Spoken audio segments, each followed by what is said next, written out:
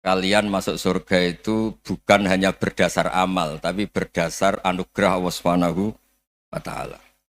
Oke, kita sepakat amal kita, perilaku kita, ibadah kita andaikan dikompensasi dengan nikmat yang Allah berikan tentu tidak seimbang. Untuk membayar itu saja sudah lunas.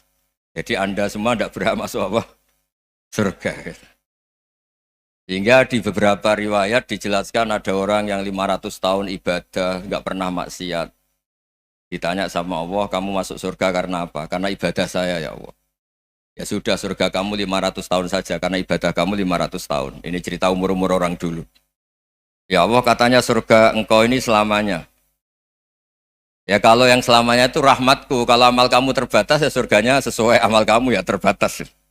Ya sudah ya Allah, berarti masuk saya surga saya ini karena fadl engkau, karena anugerah engkau. Itu namanya apa?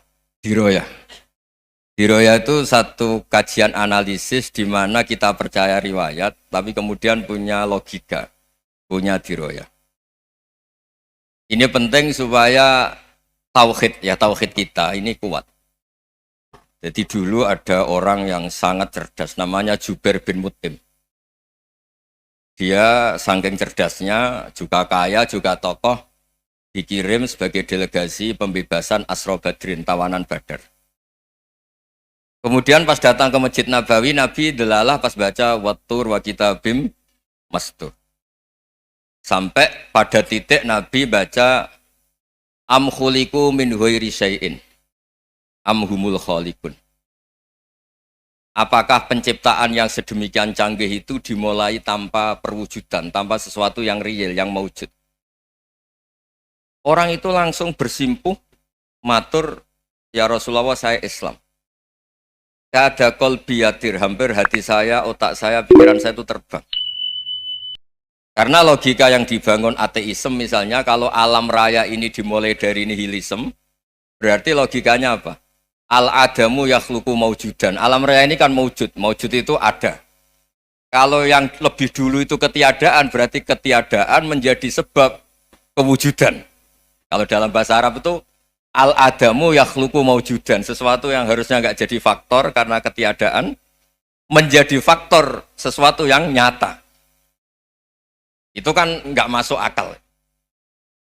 Ya kalau alam raya ini ada al-adam sing yasbiku maujudan, berarti alam raya ini al-adamu yakhluqu maujudan, sesuatu yang tidak ada menciptakan yang ada. Dengan logika itu terus kita ngaji. Diajari sama guru-guru kita, sifat dasar Allah itu maujud.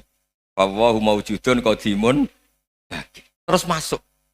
Yang harus distatuskan pertama dari Allah itu apa? Maujud, wujud. Karena dengan wujud ini layak menjadi penyebab adanya alam raya ini. Sehingga ketika kita menolak faham nihilisme atau ateisme, faham tanpa Tuhan, tanpa pencipta awal, kita punya diroyah. Bahwa tidak mungkin ketiadaan ini menjadi sebab perwujudan alam raya, yaitu am khuliqu min ghairi syai'in. Masa alam raya ini diciptakan tanpa sebab yang nyata, yaitu wajibil wujud. Siapa itu? Allah Subhanahu wa Ta'ala. Begitu juga menyangkut sholawat. Orang boleh beda pendapat tentang redaksi sholawat. Ada yang sholli ala Muhammad, ala Sayyidina Muhammad, Nabi Muhammad. Monggo lah, masalah redaksi saja. Tapi setelah dianalisis, Nabi itu Pak Rektor, jadi Nabi setelah Nabi Isa saking dihormatinya sampai dituhankan.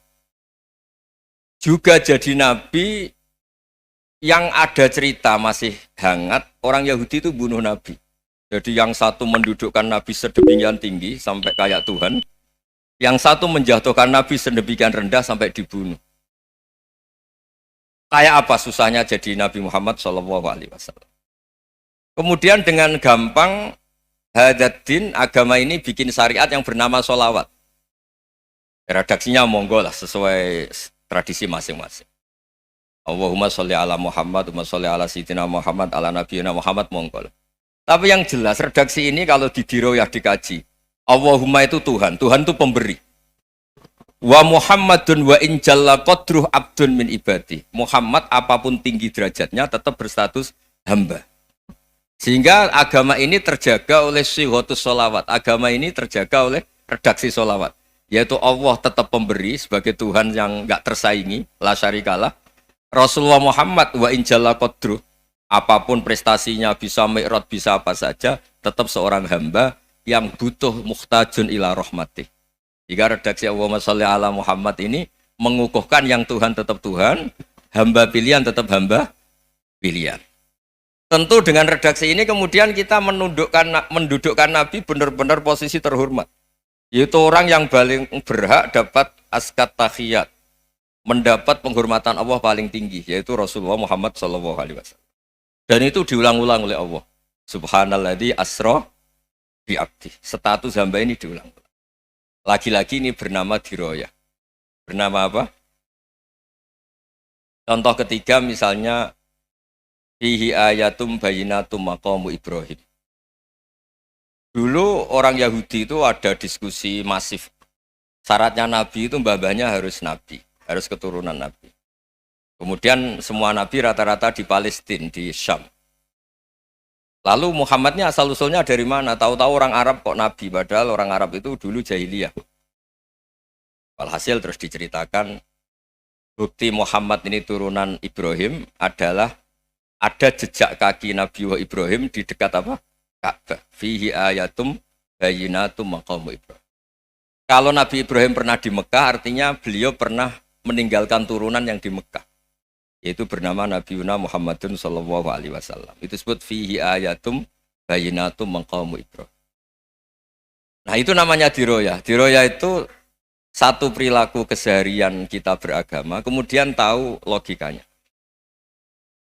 Yang keempat misalnya, mangkana yu'minu billahi wal yaumil akhir falyukrim apa? Jahro. Orang yang iman karena Allah dan Rasul, maka memuliakan tetangganya. Andaikan pakai hukum sosial, tentu kalau tetangga kita baik, kita baik. Kalau kurang baik, kok kurang penggawean kan gitu. Tapi dulu itu pernah ada seorang ulama itu dibully ya, dikerjain sama anak muda tetangganya. Pak Kiai datang ke rumah saya, orang ini datang.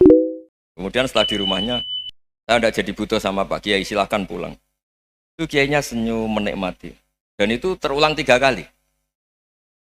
Dibully seperti itu, dikerjain terulang 3 kali. Lalu tetap Kiainya tuh asik, seneng sekali. Lama-lama muda ini tanya, kenapa engkau tidak tersinggung? Padahal saya kerjain sampai 3 kali. Tak undang, terus tak suruh pulang, tak undang, tak suruh pulang. Kata Kiai tadi, yang memerintahkan baik sama tetangga itu Allah. Jadi saya nikmati ketika bisa baik sama Anda. Tidak ada urusannya dengan perilaku Anda yang menolak saya.